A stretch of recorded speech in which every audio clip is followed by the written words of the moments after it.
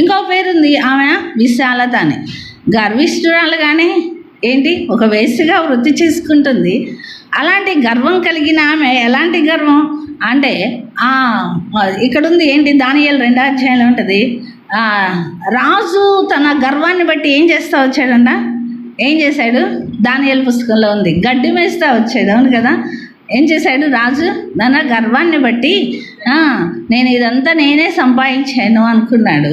చివరికి ఎక్కడికి వెళ్ళాడు, అడవిలో గడ్డి మెచ్చిన వాడుగా ఉన్నాడు తన గర్వాన్ని బట్టి. అందుకే సామెతలు అంటాడు, నాశనానికి ముందు గర్వము నడుచును.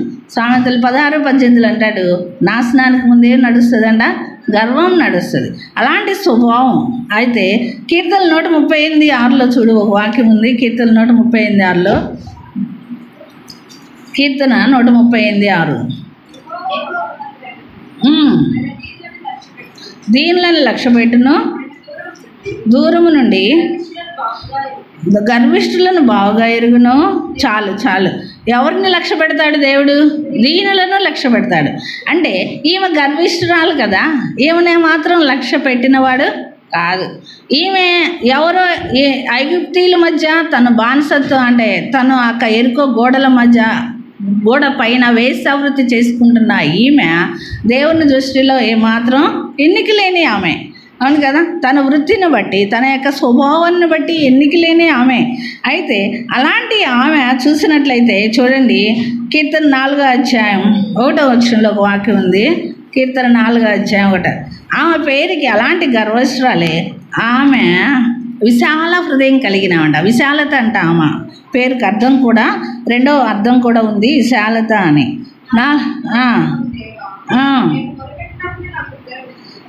నేను మొరపెట్టినప్పుడు నాకు ఉత్తరమేమో, ఇరుకులో నాకు విశాలత కలుగ చేసిన వాడవు నీవే. ఇప్పుడు ఈమె గర్విష్ఠురాలే, కానీ ఇరుకులో మొరపెడితే విశాలత కలుగ చేసే దేవుడు ఎవరో అని కూడా ఆమె గ్రహించింది. అవును కదా, అంటే ఇరుకులు అంటే ఏంటి, లక్ష్య పెట్టని పరిస్థితుల్లో, ఎవరు ప్రేమించలేని పరిస్థితుల్లో, ఆర్థిక ఇబ్బందుల్లో, అనారోగ్య పరిస్థితుల్లో, దిక్కుతోచని పరిస్థితుల్లో, అవును కదా, నెమ్మది లేని పరిస్థితుల్లో ఎవరు ఆధారము, ఎవరు, దేవుడే ఆధారం అనేది ఆమె గ్రహించింది. అందుకే ఇరుకులో తనుంటున్న ఆ స్థితిలో ఆమె మొరపెడుతూ వచ్చింది. అందుకే విశాలత కలుగ చేసేవాడు ఎవరు, ఇరుకులో మొరపెడితే ఎవరు విశాలత కలుగ చేస్తాడు, దేవుడే. అందుకే మనకెదురయ్యే ఇరుకు లాంటి పరిస్థితులు, అవునా, ఎలాంటి పరిస్థితులు, ఇరుకు లాంటి పరిస్థితులు, నేనే మార్గము సత్యము అంటున్న దేవుడు నా మార్గం ఎలాంటిది అంటున్నాడు, ఇరుకు మార్గం అంటున్నాడు. ఎలాంటి మార్గం అంట, ఇరుకు మార్గం ఎందుకంటా ఉన్నాడు, ఇలా మనం ప్రయాణించే మార్గాల్లో అనేక ఆటంకాలు దుష్టుడు అనేకం తీసుకొస్తాడు మనల్ని. ఎందుకు, దేవుడిని దూరం చేయటానికి. ఇరుగ్గా ఉంటే వెళ్ళగలమా, ఏ మార్గంలోనైనా నడవగలమా, ఎందుకు నడవలేము. మనకు విశాలంగా ఉండాలి, నీట్గా ఉండాలి, ప్రశాంతంగా వెళ్ళాలి అనుకుంటాం. ఇరుగ్గా ఉండి ఎక్కడ ప్రయాణం చేయలేం. సహజంగా ప్రయాణం చేస్తున్న బస్సుల్లోనే ఎక్కలేము, ఇరుగ్గా ఉంటే ఎక్కగలమా, సీట్లు లేవులేమని మళ్ళీ దిగే వారంగా ఉంటాం. నిలబడి ప్రయాణం చేయటానికి కూడా ఎంత ఇష్టం చూపించని వారంగానే ఉంటాం. అంటే అలాంటి ఈ లోక పరిస్థితుల్లో ఇరుకు అనుకున్నది మనకి ఎలా ఉంటుంది, చేదుగా ఉంటుంది. కానీ దేవుడేమంటున్నాడు, నా మార్గం ఎలాంటిది అంటున్నాడు, ఇరుకైన మార్గమే. కానీ చివరికి అది ఎక్కడికి తీసుకెళ్తుంది, దేవుని యొక్క విశాలమైన మార్గంలోకి, ఎక్కడికి, పరలోకానికి అక్కడ ఉంది సంతోషము, విశాలం. అక్కడ ఇరుకు అనేది లేదు. అందుకే ఈ ఇరుకు మార్గమున మనం ప్రయాణం చేస్తున్న మనము మొరపెడితే ఏం చేస్తాడంట దేవుడు, విశాలంలోకి అది గ్రహించింది ఈమె. అందుకే చూడండి, కీర్తనల 18వ అధ్యాయంలో వాక్యం ఉంది. కీర్తనల 18వ అధ్యాయము 19వ వచనం, చాలు, విశాలమైన స్థలములకు ఆయన నన్ను తోడుకొని వచ్చాను, నేను ఆయనకి ఇష్టడను కనుక ఆయన నన్ను తప్పించాను.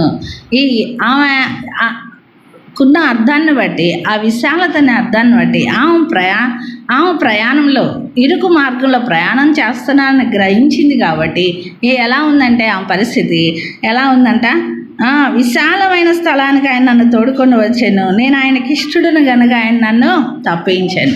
మనం కూడా ఆ ఇరుకు మార్గాన్ని ప్రయాణం చేస్తున్నప్పుడు మనం మొరపెడితే ఆయనకి ఇష్టలంగా ఉంటాం. అవునా లేదా? మొరపెడితే ఆయనకి ఇష్టలంగా ఉంటామా లేదా? అలా ఆయనకి ఇష్టలైతే మనల్ని ఏం చేస్తాడు? ఆయన తప్పించేవాడిగా ఉంటాడు.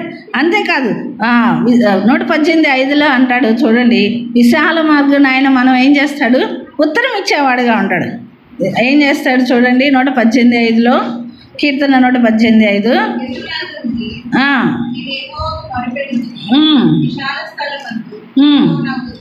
చాలు.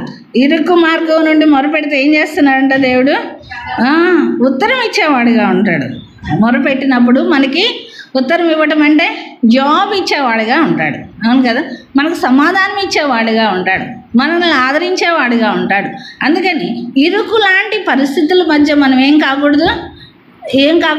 కలవరపడకూడదు. అందుకే దేవుడు వాక్యం అంటాడు, మీ హృదయములను కలవరపడనీయకుడి అంటున్న దేవుడు. మనం నడుస్తున్న మార్గం ఇరుకు మార్గం అని తెలుసు, కానీ ఆ ఇరుకు మార్గంలో ఎలా ప్రయాణం చేయాలో నేర్పించేది దేవుడే. ఆ ఇరుకు మార్గాన్ని ఎలా సాగిపోవాలో, ఆటంకాలను ఎదుర్కొని ఎలా సాగిపోవాలో కూడా నేర్పించేది దేవుడే. అయితే అలాంటి గొప్ప దేవుడు మనకున్నాడు కాబట్టి మనం ఏం చేయాలి? ఆయన వైపు చూడాలి. ఎవరి వైపు చూడాలి? ఆయన వైపు చూడాలి. మనుషుల వైపు చూడకూడదు. అయ్యో నాకు వాళ్ళు అది చేయలేదు, వీళ్ళు ఇది చేయలేదు, అలా చేయలేదు, ఇలా మనుషుల వైపు చూడని అవసరం. ఎవరి వైపు చూడాలి? దేవుని వైపు చూస్తే ఏం చేస్తాడు? ఆ ఇరుకు లాంటి పరిస్థితుల్లో విశాలత కలుగచేస్తాడు. ఆ ఇరుకు లాంటి పరిస్థితిలో సమాధానం ఇస్తాడు. ఆ ఇరుకు లాంటి పరిస్థితిలో సంతోషాన్ని ఇస్తాడు. ఇరుకు లాంటి పరిస్థితిలో ధైర్యాన్ని ఇస్తాడు. ఎప్పుడు అలాంటివన్నీ మనకు ధైర్యము, సంతోషము, సమాధానం కలిగేది ఎప్పుడు? ఆయన మీద ఆధారపడితే, ఆయనకు మొరపెడితే, ఇరుకు మార్గంలో ఆయనకు మొరపెడితే. అలా అనుభవంలో మనం ఉండాలని ఇది దేవుడు మనతో మాట్లాడుతూ ఉన్నాడు. అందుకే చూడండి, ఈమె ఇలాంటి ఇరుకులాంటి పరిస్థితుల్లో ఉన్న, సమస్యల మధ్య ఉన్న ఆమె ఎక్కడ ఉంది? ఆమె నివాసం ఎక్కడ? ప్రాకారం మీద. ఎక్కడ ఆమె నివాసము? ప్రాకారం అంటే ఏంటి? ఎరుకో గోడ మీద ఇల్లు కట్టుకొని నివాసం ఉంది. చూడండి యెహోషువలోనే ఉంది. చూద్దాం. యెహోషువ 2వ అధ్యాయం.